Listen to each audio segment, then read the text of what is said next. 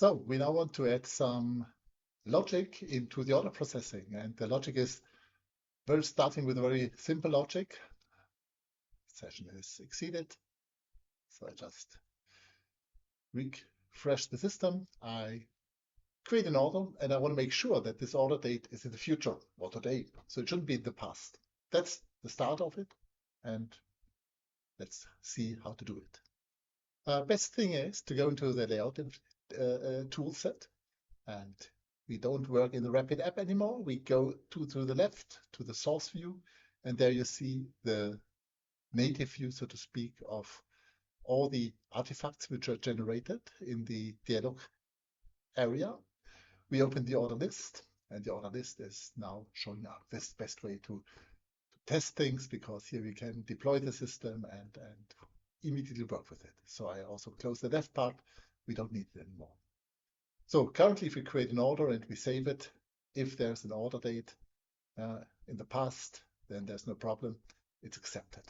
Now let's change this. Well,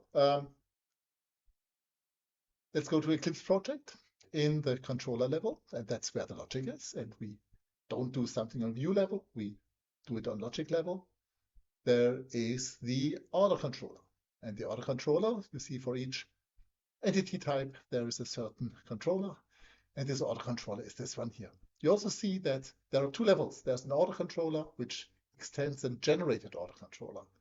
We always generate all our stuff into the generated one, so that by extending it, these generation things are taken over in the order controller. The order controller is your playground, so to speak. We never override it. We create it once, and once it's created, we will never touch it. It's your code, so to speak. So we will not change it.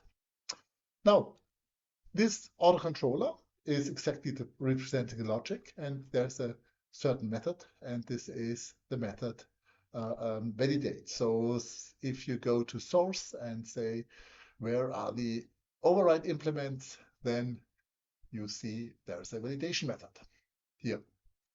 Validate is the central method, and I immediately override this one. Okie doke.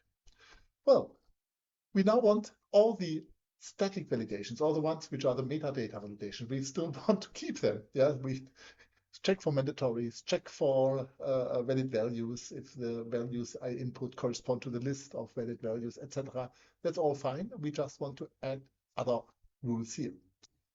And I now say, okay, or I don't do a comment. By accessing getBean, I have the corresponding object. GetBean is order object, getBean, so I can say getBean get order date. This is how I can access now the instance, which is just under editing. I added the order date. So if this is not null, and if getBean dot get order date, and there's the method is before, yeah, and local date is the date object, and I just say now.